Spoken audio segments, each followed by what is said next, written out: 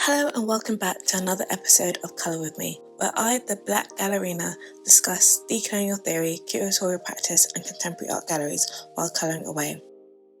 In this video, I'll be discussing the relationships between contemporary curatorial practices, world building and the preservation of whiteness. I'll be specifically comparing and contrasting the ways in which racism is embedded and tackled in the contemporary gallery sector and within the Dungeons & Dragons gaming community. I'll be colouring in a character design idea I drew for a tabletop role-playing game project that I'm currently working on. For tools, I'll be using the Arteza skin tone Everblend art markers on the Ohuhu Marker Pad, and you can also find out more information about these materials in the description box of this video. With all that said, let's get colouring.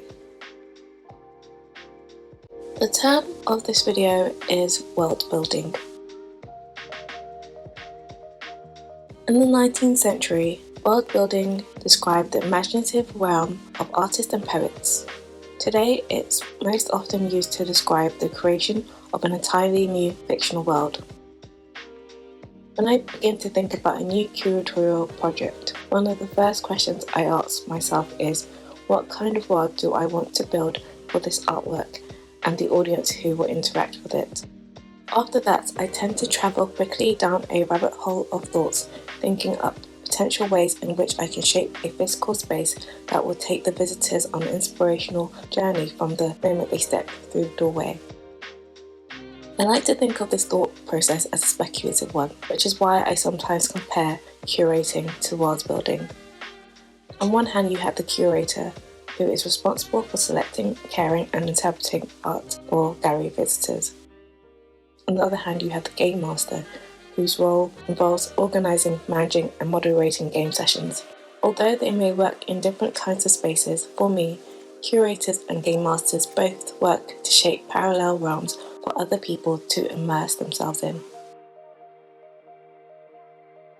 I first started making this comparison in early 2020 when I helped support an exhibition called the CThulhu Scene, which brought together a range of works by artists David Blandy and Claire Barrett. The series of work displayed included a book for Blandy's tabletop role-playing game called The World After. And as part of the exhibition program, there were two games events hosted in the gallery. One was a world-building and storytelling workshop for kids, and the other was a role-playing tabletop games night for adults.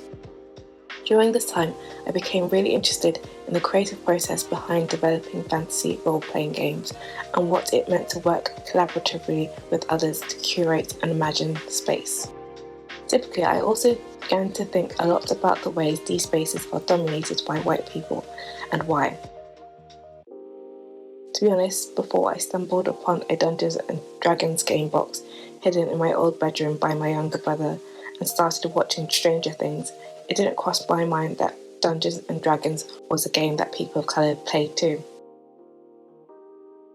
There was something about observing the game being played in a white gallery space that made me realise that this was probably how quite a few people also felt about people of colour in contemporary art spaces. It's easy to make the assumption that these spaces aren't for people of colour if you never see people of colour represented in real life or in the media. From then, I began to see various similarities between world building and conventional curating practices when it came to the subjugation of people of colour.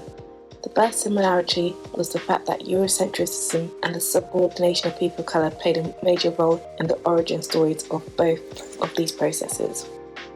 On one hand, you had the conventions of a contemporary curation, which highly relies on the white cube aesthetic developed in the modern art era during the 60s, a blueprint for the creation of spaces that predominantly displayed art by white middle-class artists for a white middle-class audience.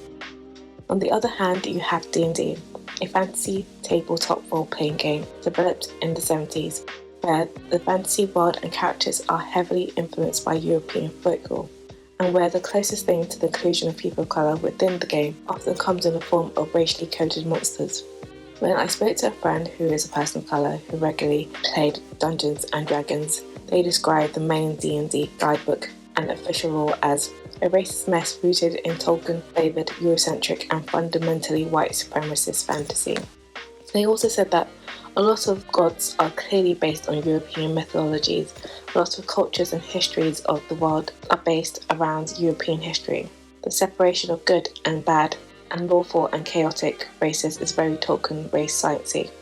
The explanation of the oranges of the game made me think how strange it was that in world building and curating, creators are given the ability to reimagine all kinds of different worlds but still manage to recreate spaces that marginalise people of colour. Even when people of colour are included in these spaces, they are only allowed to exist as minor, token or mythical characters whose agency and autonomy are restricted to the dimensional rules of the white world that they have been allowed into. At one point I thought to myself, wow, this all sounds very colonial and not enjoyable at all. Why would any people of colour want to play this game? But I soon learned that there had been criticism within the D&D community and efforts made to tackle racial discrimination. This criticism had resulted in improvements in more recent versions of the game, such as the inclusion of non-European history and mythology. However, my friend also pointed out that even the new stuff is often very Orientalist and exoticized. This of course reminded me of that kind of low-level curatorial activism that focuses on the inclusion of work by people of colour in a space, whilst failing to address racist interpretive materials that accompany the work. One thing that many of the people I spoke to also said is that when it came to being able to enjoy the game free from racist tropes, it really depended on who they played with. And by that, they were not just referring to being able to play with other people of colour, but also playing with people in the game and game masters who actively challenge racism. This is something I have also noticed in reference to anti-racist work within galleries.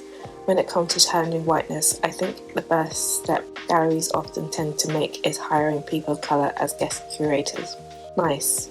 However, this is clearly not enough, and what these institutions need to understand is that real transformative and long-lasting change comes from acknowledging and actively dismantling the blatant and covert ways that racism manifests on interpersonal and structural levels. When people are led to believe that the occasional gestures are enough to decolonize a space, these attempts often result in the space of performative activism. In order to dismantle these white worlds, it is important for both gamers and curators to recognise that even though they may have been conditioned to imagine within the confines of a Eurocentric framework, they have the ability to reject the limitations of these conventions. More importantly, they also have the tools at their disposal to imagine different spaces and the power to create them. Well, that's it for this Colour With Me video. Thank you so much for making it to the end.